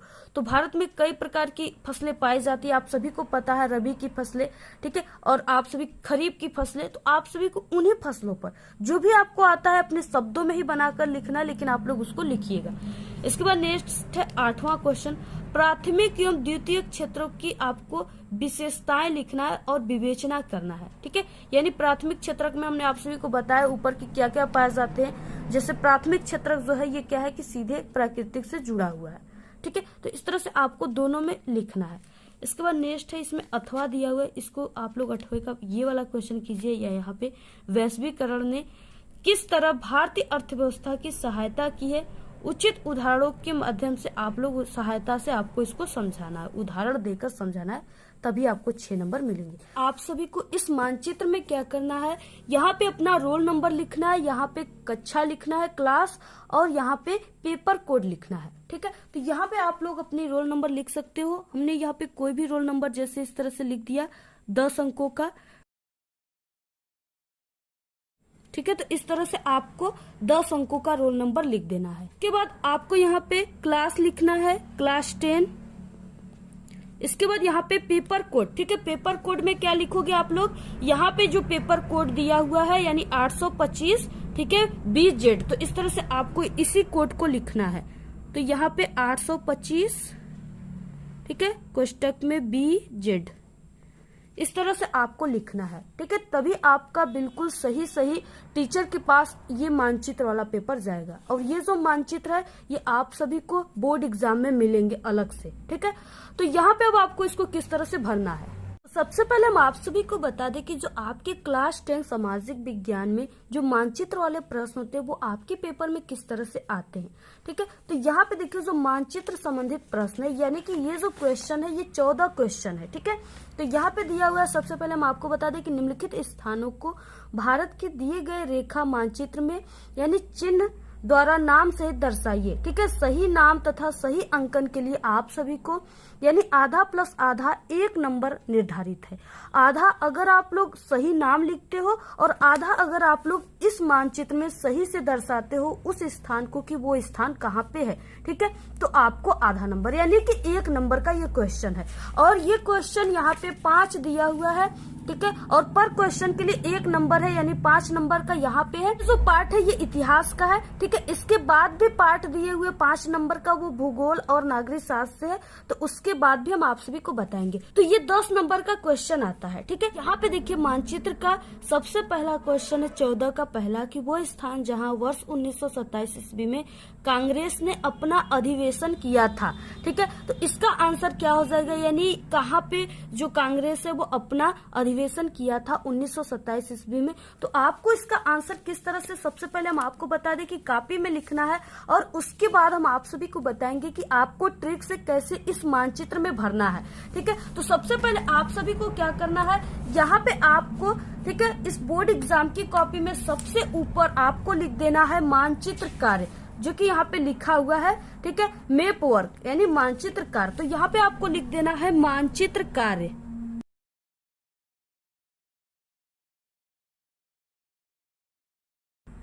इस तरह से आपको मानचित्र कार्य लिखना है। इसके बाद नीचे आपको प्रश्नोत्तर संख्या लिखना है, ठीक है। तो यहाँ पे आप लोग लिख दीजिए प्रश्नोत्तर संख्या।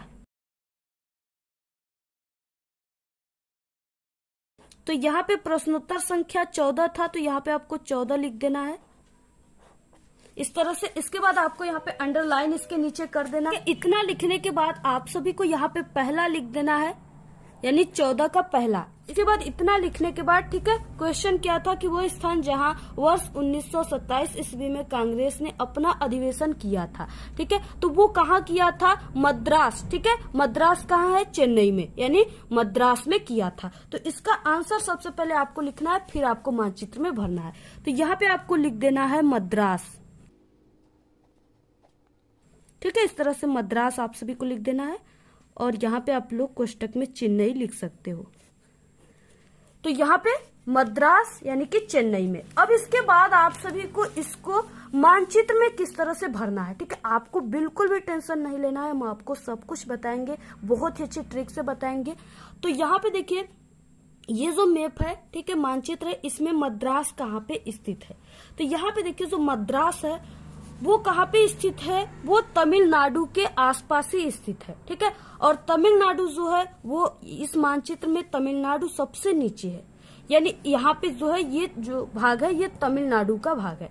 तो यहाँ पे जो है, ठीक है, यहाँ पे क्या है कि आप सभी का मद्रास है, और यहाँ पर ही 1927 ईस्वी में कांग्रेस का अधिवेशन हुआ था। तो यहाँ पे आपको लिख देना है मद्रास, ठीक। आप लोग यहाँ पे चेन्नई भी यहाँ पे नीचे लिख सकते हो, और इस मद्रास को आप लोग इस अंदर भी लिख सकते हो यहाँ पे, लेकिन यहाँ पे हमने लिख दिया, ठीक है। इसी तरह आपको भी लिखना है, यहाँ पे आपको इस तरह से लिख देना है, ठीक है। यहाँ पे आप लोगों ने कॉपी में सही आंसर भी लिख दिया, और यहाँ पे, ठीक है, आप लोगों ने मानचित्र में भी सही से दर्शा दिया। अब आप सभी को टीचर क्या करेंगे कि 1 नंबर पूरे के पूरे नंबर दे देंगे।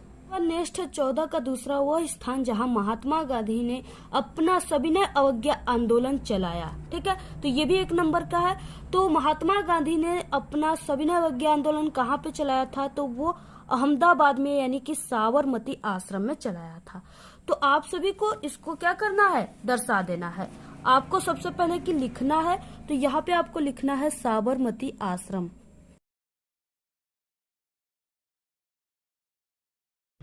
इस तरह से लिखना है। इसके बाद आपको मानचित्र में दर्शाना है। तो देखिए मानचित्र में साबरमती आश्रम यानी साबरमती जो आश्रम है वो अहमदाबाद में है। तो आप सभी को यानी कि ये जो आकार दिख रहा है ये हल्का आप सभी को डायनासोर के मुंह की तरह दिख रहा है, ठीक है। तो इसी डायनासोर के मुंह में ही क्या है, अहमदाबाद है। तो यहाँ पे आप सभी को जैसे कि यहाँ पे जो है, ठीक है, यहाँ पे अहमदाबाद है, तो यहाँ पर ही आप सभी का साबरमती आश्रम है। तो यहाँ पे आपको लिख देना है,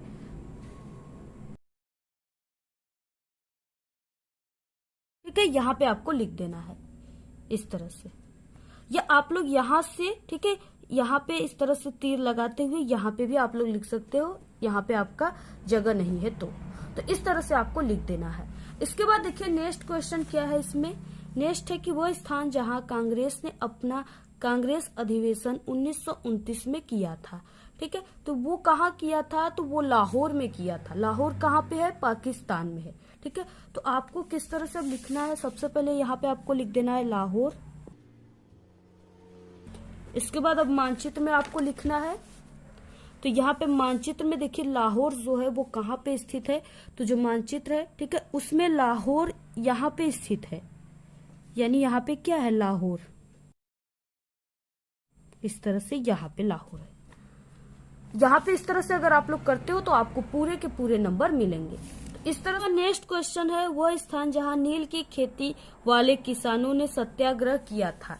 ठीक है, तो वो कौन सा स्थान है, वो चंपारण है। चंपारण कहाँ पे पड़ता है, बिहार में। तो यहाँ पे इस भारत के नक्शे में जो बिहार का क्षेत्र है, ठीक है, ये जो पूरा क्षेत्र आपको दिखाई दे रहा है ये बिहार का क्षेत्र है, और ये जो पूरा बड़ा सा क्षेत्र है ये अपना यूपी है। ठीक है, तो यहाँ पे बिहार जो है यहाँ पे है, और इसी में आपका चंपारण है। तो यहाँ पे क्या है, चंपारण है। ठीक है, क्या है, चंपारण। इस तरह से आपको यहाँ पे लिख देना है चंपारण। इसके बाद देखिए इसमें भी आपको लिख देना है चंपारण। इसके बाद नेक्स्ट क्वेश्चन है, वह स्थान जहां जलियांवाला बाग हत्याकांड हुआ। ठीक है, तो जलियांवाला बाग हत्याकांड अमृतसर में हुआ था 1919 ईस्वी में। तो अमृतसर जो है, ठीक है, वो कहाँ पे है इस भारत के मानचित्र में। तो देखिए जो अमृतसर है ना, वो इंडिया और पाकिस्तान के बॉर्डर पे स्थित है। ठीक है, तो यहाँ पे देखिए जो यहाँ पे है, यानी इसी लाहौर के आसपास जो है वो अमृतसर है। तो यहाँ पे क्या है, अमृतसर है। ठीक है, तो इस तरह से आपको अमृतसर लिख देना है और यहाँ पे भी लिख देना है।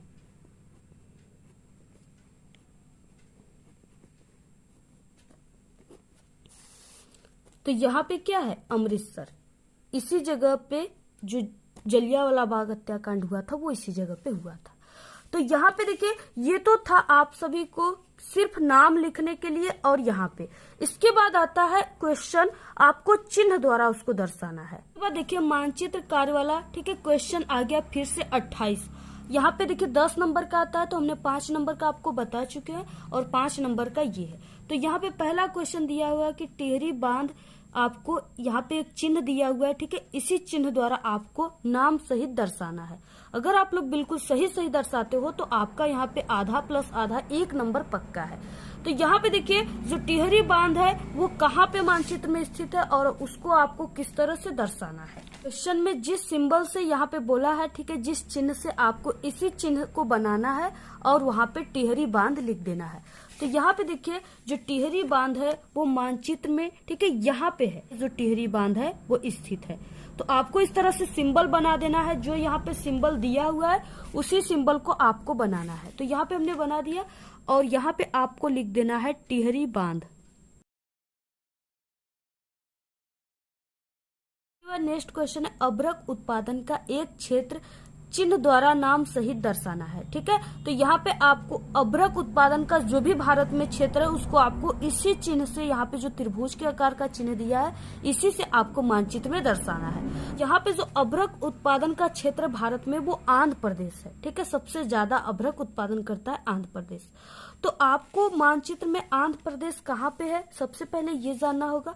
तो देखिए जो आंध्र प्रदेश है, ठीक है, ये जो भाग है ये तमिलनाडु का है, और यहाँ पे मद्रास, चेन्नई, और इसी के बगल में यानी ये जो क्षेत्र है ये पूरा आंध्र प्रदेश का क्षेत्र है। ठीक है, तो आपको यहाँ पे जो सिंबल दिया हुआ है त्रिभुज के आकार का, आपको उस त्रिभुज को इस तरह से बना देना है, और यहाँ पे लिख देना है आंध्र प्रदेश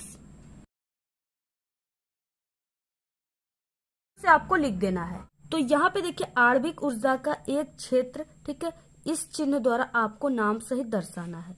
तो यहाँ पे देखिए जो भारत में आणविक ऊर्जा का क्षेत्र है वो राजस्थान है, उत्तर प्रदेश, तमिलनाडु है। तो सबसे जो फेमस है वो तमिलनाडु है, और तमिलनाडु ये जो नीचे वाला भाग है मानचित्र का, यानी ये जो यहाँ पे हिस्सा है, ठीक है, ये पूरा तमिलनाडु का है, और तमिलनाडु इसी जगह है। तो आपको ये चिन्ह द्वारा क्या करना है, पहले आपको ये चिन्ह बना देना है इस तरह से, और यहाँ पे लिख देना है आपको तमिलनाडु।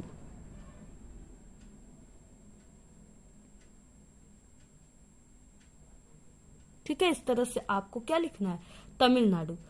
इसके बाद देखिए नेक्स्ट क्वेश्चन है, ताप्ती नदी, यानी नदी की सिंबल इस तरह से होता है, ताप्ती नदी चिन्ह द्वारा दर्शाइए। तो जो ताप्ती नदी है वो सूरत में है।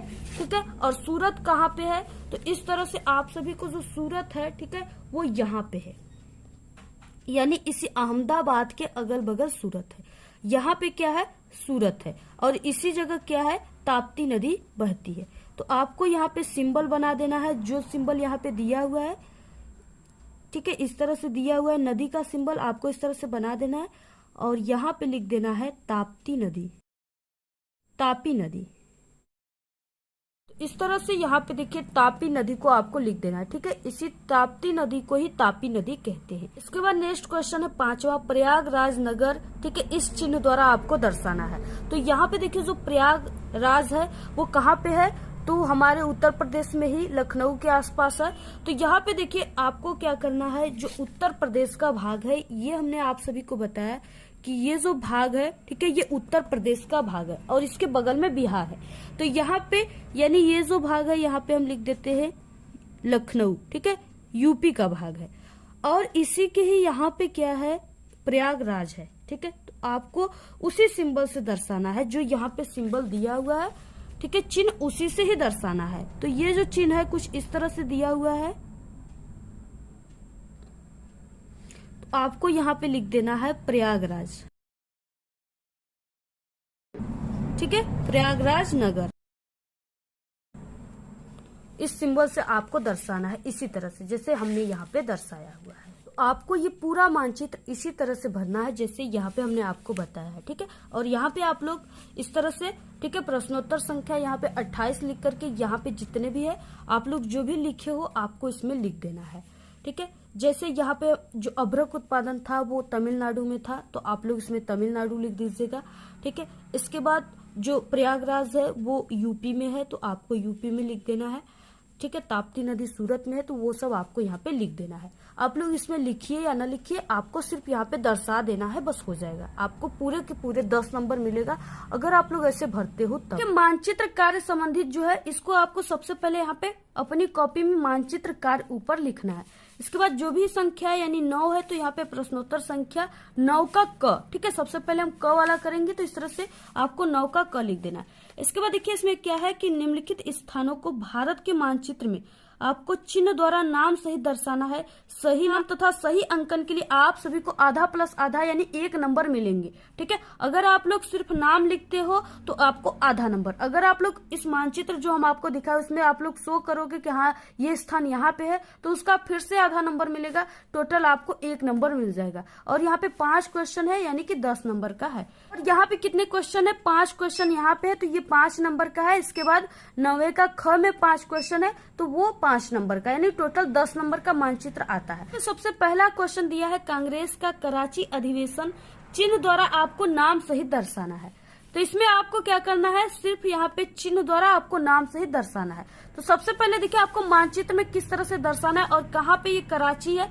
तो यहाँ पे देखिए कराची जो है ये यहाँ पे है, यानी मानचित्र में कराची जो है ये कहाँ पे है, ये यहाँ पे पाकिस्तान है, इसी के अगल बगल यहाँ पे कराची है। अब यहाँ पे आपको यहाँ पे जो यहाँ पे हुआ था कांग्रेस का कराची अधिवेशन जो हुआ था वो 1931 ईस्वी में हुआ था। तो इस तरह से आप सभी को यहाँ पे इस तरह से चिन्ह बनाकर इस तरह से दर्शा देना है। और ये आप सभी को अपने एग्जाम में पेंसिल से करना है, जो चीजें यहाँ पे हमने, ठीक है, पेन से लिखा हुआ है आपको पेंसिल से एग्जाम में लिखना है। इसके बाद इसमें देखिए अपने कॉपी में जहां पर आप लोगों ने ये लिखा था यहाँ पे आपको पहले का यानी क में आपको 1931 लिख देना है, ठीक है। यानी जो यहाँ पे कांग्रेस का कराची अधिवेशन हुआ था वो 1931 ईस्वी में हुआ था।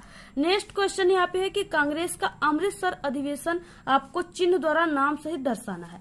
तो देखिए जो यहाँ पे नक्शा में क्या है भारत के कि अमृतसर जो है वो क्या है, इसी यानी कि यहाँ पे पाकिस्तान के ये बॉर्डर पे है और ये पंजाब के बॉर्डर पे है, ठीक है, यानी पंजाब में ही है। तो यहाँ पे क्या है, अमृतसर यहाँ पे है, यहाँ पे है। और इसमें कितना सन में हुआ था, तो यहाँ पे देखिए कांग्रेस का जो अमृतसर अधिवेशन हुआ था वो 1919 ईस्वी में हुआ था, ठीक है। तो इस तरह से आप सभी को यहाँ पे 1919 लिख देना है जैसे यहाँ पे हमने लिखा हुआ है।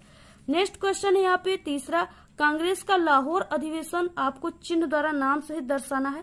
अब देखिए लाहौर अधिवेशन यहाँ पे क्या है, ये लाहौर क्या है, पाकिस्तान में है। तो यहाँ पे लाहौर यानी इसी अमृतसर के ही बगल में है, यहाँ पे लाहौर है।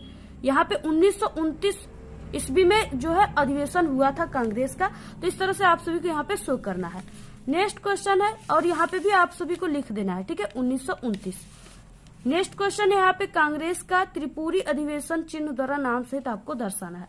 अब देखिए इसमें त्रिपुरा कहाँ पे है, तो यहाँ पे त्रिपुरा जो है ये जो यहाँ पे भूभाग है इस तरह से दिखाई दे रहा है आपको, ये क्या है, त्रिपुरा का पूरा क्षेत्र है। तो यहाँ पे जो हुआ था कांग्रेस का अधिवेशन वो 1939 ईस्वी में हुआ था। ठीक है, तो इस तरह से आपको त्रिपुरा यहाँ पे शो करना है। इसमें भी आप सभी को लिख देना है 1939 ईस्वी में।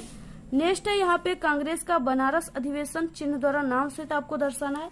अब देखिए बनारस कहाँ है, तो ये यूपी में है। यूपी कहाँ है, यहाँ पे देखिए ये जो आपको पूरा क्षेत्र यहाँ से यहाँ तक पूरा दिखाई दे रहा है, ये क्या है, ये अपना यूपी है। ठीक है, और इसी यूपी में क्या है, बनारस है। अब बनारस कहाँ पे है, यहाँ पे स्थित है बनारस में। ठीक है, और यहाँ पे 1905 ईस्वी में कांग्रेस का अधिवेशन बनारस में हुआ था।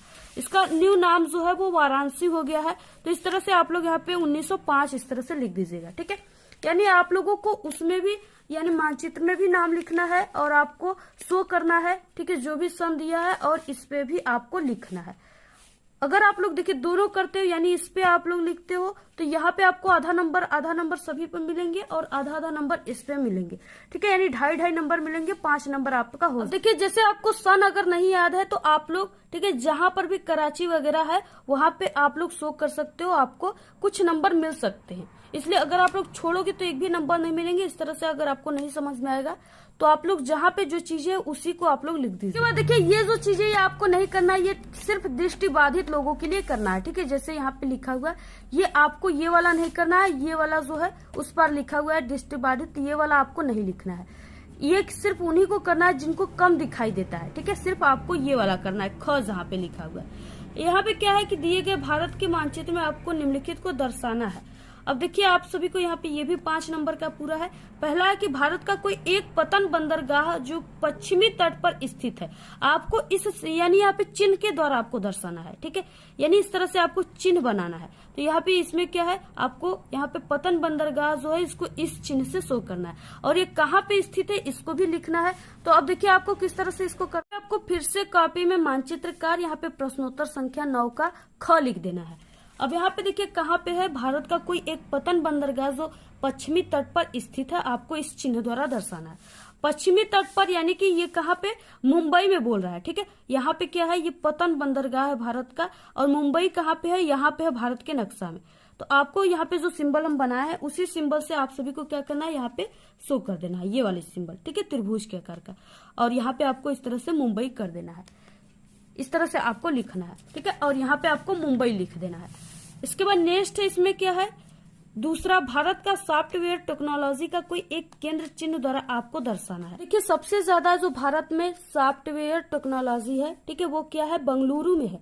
यानी यहाँ पे क्या हो जाएगा, आपको किस सिंबल के द्वारा दर्शाना है, यहाँ पे इस सिंबल के द्वारा दर्शाना है।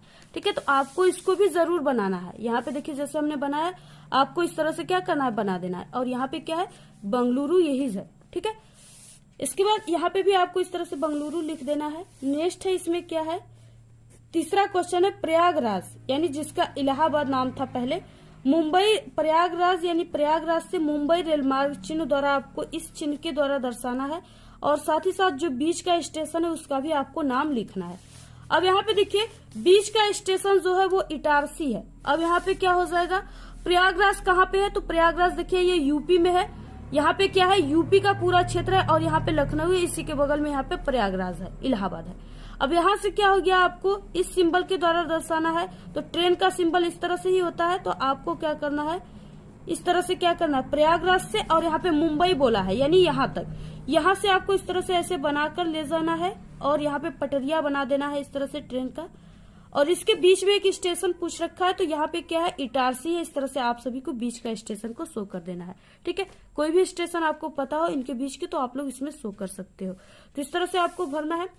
इसके बाद इसमें नेक्स्ट क्वेश्चन क्या है, नेक्स्ट क्वेश्चन है चौथा, अभ्रक उत्पादन का क्षेत्र आपको इस सिंबल के द्वारा दर्शाना है। ठीक है, आप लोग इसमें जो शो कर रहे हो इसमें आधा नंबर कॉपी में लिखोगे तो आप सभी को आधा और यानी 1 नंबर मिलेंगे। तो यहाँ पे देखिए अभ्रक उत्पादन का जो क्षेत्र है वो कौन कौन सा क्षेत्र है। ठीक है, तो वो यहाँ पे बिहार में पड़ता है, गया। ठीक है, गया ये जो है यानी यूपी के बगल में क्या है, यहाँ पे बिहार है यहाँ पे। ठीक है, ये छोटा सा यहाँ पे बिहार का क्षेत्र है और यहाँ पे क्या है, बिहार में गया है, गया में ही क्या है कि यहाँ पे अभ्रक उत्पादन का क्षेत्र है। तो इस सिंबल से बोला है, तो यहाँ पे आपको प्लस वाले सिंबल से इस तरह से राउंड करके दिखा देना है ऐसे। और इसमें आपको भी लिख देना है कॉपी में भी बिहार यानी गया बिहार। नेक्स्ट क्वेश्चन है पारादीप नगर, आपको इस सर्कुलर वाले चिन्ह से आपको दिखाना है। ठीक है, तो यहाँ पे पारादीप नगर जो है वो उड़ीसा में है। तो यहाँ पे उड़ीसा कहाँ पे है, यहाँ पे उड़ीसा है, यहाँ पे। ठीक है, पारादीप नगर आप सभी को इस तरह से क्या करना है, शो कर देना है। और इसमें भी आपको लिख देना है सिर्फ उड़ीसा, कहाँ पे स्थित है आपको इसमें लिखना है। तो इस तरह से आपको क्या करना है, पूरी मानचित्र आपको इसी तरह से भरना है। अगर आप लोग इस तरह से भरोगे तो आपको पूरे के पूरे नंबर टीचर देंगे। इसी तरीके से आप सभी को क्या करना है, भरना है, पूरे को इसी तरीके से भरना है। ठीक है, ऐसे ही भरोगे तभी आपको पूरे के पूरे नंबर मिलेंगे। अगर आपको ये नहीं पता है कि हाँ कहाँ पे इसमें मानचित्र में शो करना है आपको, तो आप लोग सिर्फ कॉपी में ही लिख दीजिएगा। ठीक है, ये सब चीजें आपको याद करना पड़ेगा कि हाँ कहाँ पे कौन सा स्थित है, तभी आप लोग इसको कर पाओगे। तो आप लोग जरूर इसको याद कर लीजिए। अगर आपको नहीं याद हो रहा है तो आप लोग सिर्फ कॉपी में ही लिख दीजिए कि हाँ कहाँ पे अभ्रक उत्पादक का एक क्षेत्र, तो यहाँ पे हमने बिहार बताया, तो आप लोग कॉपी में सिर्फ लिख दोगे तो आधा नंबर आपको मिल जाएगा। ये क्वेश्चन आप सभी को नहीं करना है, सिर्फ यही वाला करना है। ठीक है, और एक उस पार जो बताया वो करना है। तो ये रहा बिल्कुल वायरल पेपर, आप लोग इसको जल्दी से तैयार कर लीजिए। तो ये रहा पेपर आप सभी का, सामाजिक विज्ञान का बिल्कुल वायरल पेपर है। ठीक है, आप लोग इसमें जितने भी क्वेश्चन है इस पेपर में थे सभी बिल्कुल वायरल क्वेश्चन थे। आप लोग पूरे पेपर को आज ही आप लोग तुरंत इसको तैयार कर लीजिएगा। ठीक है, अगर आप लोग इसको तैयार कर लिए तो आपका 70 में 70 नंबर बिल्कुल पक्का है। ठीक है, आप लोग जल्दी से इस सभी क्वेश्चन को तैयार कर लीजिए और आप लोग सभी दोस्तों में इसको जरूर इस वीडियो को शेयर कीजिएगा। और देखिए यहाँ पे देखिए हम आप सभी को बता दें कि ये जो पेपर है ये बिल्कुल सेम पेपर आपके बोर्ड एग्जाम में नहीं आएगा। हाँ, ये है कि आप सभी का इसी टाइप का पेपर आएगा और इसमें जितने भी क्वेश्चन है उसमें से आप सभी के एग्जाम में यानी कि 100% क्वेश्चन है, तो उसमें आप सभी का 50 से 60% क्वेश्चन जो है बिल्कुल सेम क्वेश्चन मिलेंगे। ठीक है, इसलिए देखिए आप सभी लोग ये नहीं कि सिर्फ इसी पेपर को ही तैयार करके आप लोग एग्जाम देने चले गए। आप लोगों को इस पेपर के साथ साथ हमारे चैनल पे, ठीक है, इससे पहले भी हमने एक पेपर अपलोड किया, इतने भी इम्पोर्टेंट क्वेश्चन है उसको तैयार करना है। ठीक है, तब जाकर आप सभी को सामाजिक विज्ञान में पूरे 70 में 70 आप सभी का आएगा। ठीक है, यानी आप सभी को पूरा का पूरा इस पेपर के साथ साथ सभी इम्पोर्टेंट क्वेश्चन जितने भी सभी को तैयार करना है।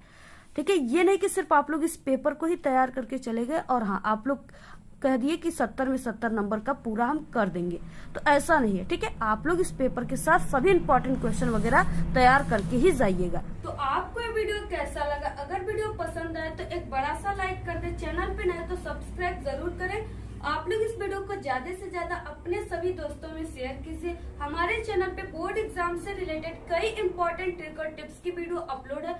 आप लोग अगर विजिट नहीं किए तो एक बार आप लोग हमारे चैनल पे विजिट जरूर करें। तो आज के इस वीडियो में सिर्फ इतना ही। आप लोग कमेंट करना बिल्कुल ना भूले। Thanks, all the very best, bye bye.